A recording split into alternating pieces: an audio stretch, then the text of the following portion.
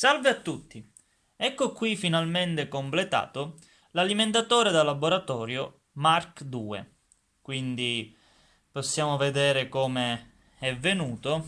Diciamo che è piuttosto ingombrante e qui possiamo vedere le tre schedine di quelle che era il circuito che è stato pensato. Quindi questa è la scheda di controllo che appunto va a prendere i segnali di uscita di tensione e corrente e poi attraverso la sua circuiteria riesce a dire allo stadio di potenza, appunto riesce a dare una retroazione in modo da controllare l'uscita in tensione e in corrente dell'alimentazione. È possibile regolare questi valori attraverso questi due potenziometri, quindi questo per la regolazione di tensione e questo per la regolazione di corrente. Questa qui, come detto, è la schedina di primario, quindi dove è posizionato anche il controllo della potenza, quindi in ingresso abbiamo i fili del trasformatore che poi l'onda sinusoidale viene rettificata su questi due condensatori e poi attraverso lo stadio di potenza che è appunto di tipologia SEPIC, dove qui vediamo il MOSFET di primario e qui l'induttore di primario, viene poi trasferita energia a quella che è la scheda di secondario. Quindi tramite questo collegamento effettuato con questi due fili twistati viene messo in collegamento il ground di secondario e il disaccoppiamento con i condensatori appunto caratteristici del SEPIC. Questo è l'induttore di secondario, ovviamente i due sono gemelli e sono ambedue di 50 microhenry, li avevamo dimensionati nel video precedente, quindi come detto questo è l'induttore di secondario, poi abbiamo i diodi di rettifica e i condensatori di livellamento di tensione di secondario. E poi questa è l'uscita. E poi niente, questi sono appunto, ritorniamo al discorso di prima, sono appunto i due sensing che vengono fatti, quindi questo sulla tensione di uscita e questo sulla corrente di uscita. Ora, quello che faremo in questo video sarà appunto, come sempre, andare ad effettuare un test dell'alimentatore per verificare appunto che funzioni e per vedere i suoi funzionamenti caratteristici. Quindi andremo a vedere il suo funzionamento in controllo di corrente e il suo funzionamento in controllo di tensione. Quindi andrò a posizionare un carico in uscita e attraverso l'utilizzo di due multimetri, uno messo in modalità di amperometro e l'altro di voltrometro, andremo a misurare quelli che sono i valori caratteristici in uscita. Ovviamente il progetto era dimensionato per poter erogare 100 watt, ma poi in fase di debug sono, diciamo, emerse alcune criticità di questo alimentatore e quindi sarà possibile erogare un massimo di 70 watt. Poi nella fase di esame degli errori che sono stati commessi verranno discussi i motivi per cui purtroppo non è possibile erogare 100 watt. Quindi adesso preparo il setup di misura e poi ci rivediamo direttamente per la fase di test. Ecco qui il setup di misura, quindi ho posizionato in uscita il carico, ovvero una resistenza da 10 ohm, in cui ho connesso in parallelo questo multimetro messo in modalità voltometro e in serie questo multimetro messo in modalità amperometro. quindi in questo momento l'alimentatore è già acceso, è posizionato tutto al minimo, quindi possiamo vedere che passa qualcosina, ma è davvero molto molto poco. Come prima prova andremo a vedere il comportamento in voltage mode, quindi il controllo di corrente è messo al massimo, può passare tutta la corrente possibile, mentre il regolatore di tensione è messo al minimo. Quindi adesso piano piano lo andrò ad girare e vedremo che cosa succede. Quindi inizio ad aumentare.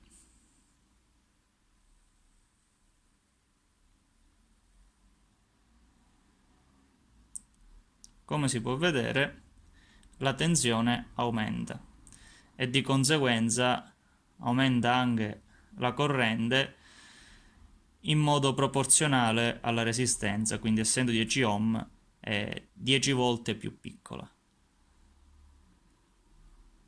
Vado fino al massimo. Ecco qui.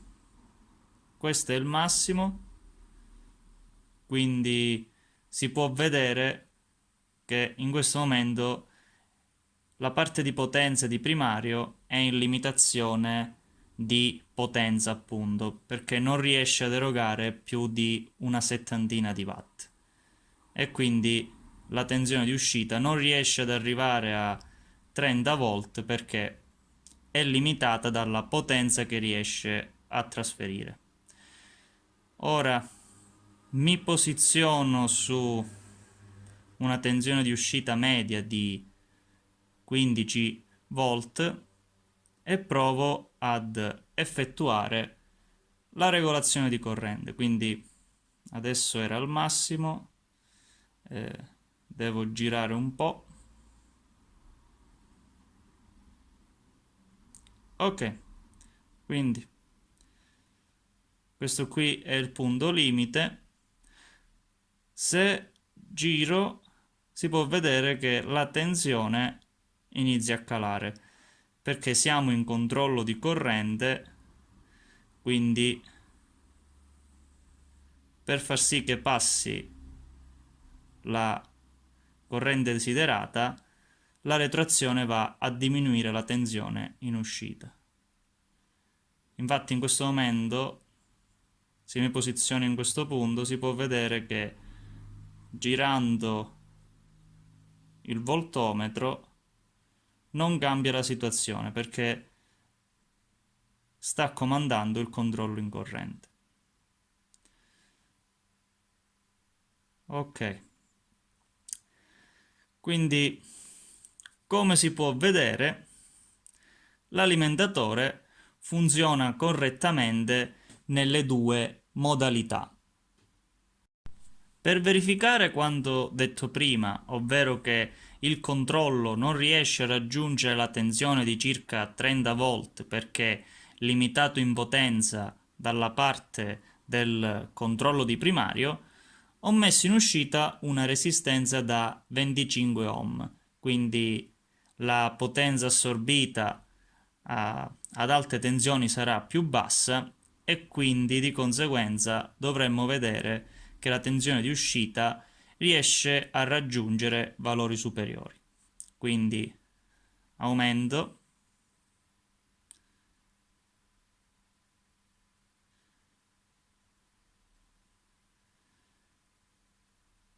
Ecco qui.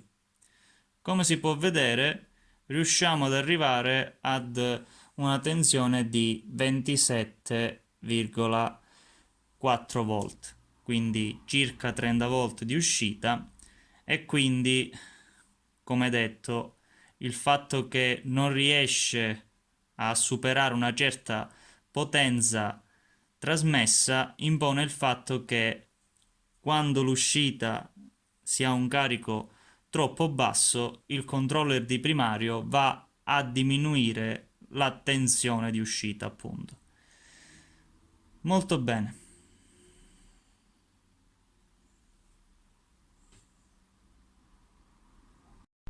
passiamo ora ad esaminare quelli che sono stati gli errori commessi in questo progetto. Diciamo che questa volta di errori ne sono stati commessi parecchi, ma il principale è stato uno, da cui poi sono derivate tutte le altre problematiche, ovvero questa scheda presenta un evidente errore di sbroglio. Di che cos'è che sto parlando? Se ci fate caso, nella parte primaria di potenza, il controller è questo qui ed è posizionato nel punto peggiore. Infatti, questi sono i condensatori di ingresso di livellamento. Questo è l'induttore di primario e questo è il MOSFET. Quindi quando questo MOSFET si accende e passa corrente in questa maglia, crea dei forti disturbi dovuto al campo magnetico generato e il controller si trova proprio nel mezzo di questa maglia. Quindi diciamo che i disturbi a cui è soggetto sono talmente elevati che è stato davvero molto difficile cercare di compensare questa situazione. Il progetto e lo sbroglio di questa scheda risalgono dal punto di vista temporale a circa un mese e mezzo, 2 mesi fa, quindi molto indietro rispetto a tutto uno studio che è stato fatto finora e rispetto a molte delle osservazioni che ho potuto già vedere sugli altri progetti che abbiamo realizzato. E quindi, sia per questioni di spazio che per questioni di non sapere, ho commesso questo errore. Quindi, insomma, questo è il motivo, diciamo, dovuto soprattutto dettato dall'inesperienza. Ora, che cos'è che è successo? Diciamo che la frequenza originale che era stata pensata per questo circuito, ovvero di 300 kHz, non è neanche lontanamente immaginabile con questi disturbi di condotte che ci sono su scheda e quindi è stata ragionevolmente abbassata a una frequenza di 50 kHz in modo da riuscire in qualche modo a diminuire l'intensità di questi disturbi che sono ovviamente proporzionali alla, alla frequenza, perché immaginatevi di avere un disturbo con delle rampe di corrente che sono nell'ordine di 50 kHz, mentre avere un disturbo con delle rampe di corrente che sono nell'ordine di 300 kHz. Insomma, è tutta un'altra situazione. Inoltre è stato necessario cambiare anche il controllore. Infatti è stato sostituito il 3843 con il 3845, sia perché dal punto di vista del controllo è migliore perché questo è dedicato ai boost, mentre questo è dedicato ai flyback, quindi diciamo topologia buck boost come è per l'appunto il SEPIC, e sia perché questo controllore ha un circuito interno che garantisce il dead time minimo del 50% della frequenza. Quindi, avendo questa feature, è risultato di vitale importanza perché in pratica non consentiva la riaccensione del MOSFET in brevi periodi di tempo. Questo perché appunto a causa dei disturbi che c'erano, molte volte il MOSFET si riaccendeva a brevi distanze, anche inferiori al microsecondo, e quindi era un fenomeno altamente dissipativo che andava a distruggere l'attivo. Inoltre c'è anche un altro errore sul diodo di secondario, in quanto alla frequenza originale che era stata scelta, ovvero di 300 kHz, questo diodo non era assolutamente adatto perché aveva un tempo di recupero inverso di 75 nanosecondi, quindi a questa frequenza in pratica risultava un cortocircuito per un periodo pari a 75 nanosecondi per 300 kHz, quindi in pratica il diodo era bollente e durante le prime prove che ho fatto di accensione è capitato parecchie volte che superasse la temperatura di giunzione e quindi ho fatto dei corti in uscita perché il diodo era completamente a fuoco. Quindi l'ho cambiato con un part number più degno per questa applicazione, che sarebbe l'SR 5100, che essendo un diodo Schottky ha un tempo di recupero prossimo allo zero.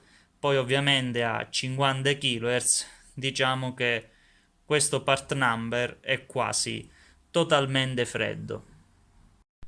Quindi, a causa di tutte queste modifiche che sono state fatte, il risultato è che non è possibile erogare in uscita una potenza di 100 watt, ma il massimo che si riesce a fare dal punto di vista teorico è 70 watt. Perché questa cosa? Perché questi induttori sono del valore di 50 microhenry.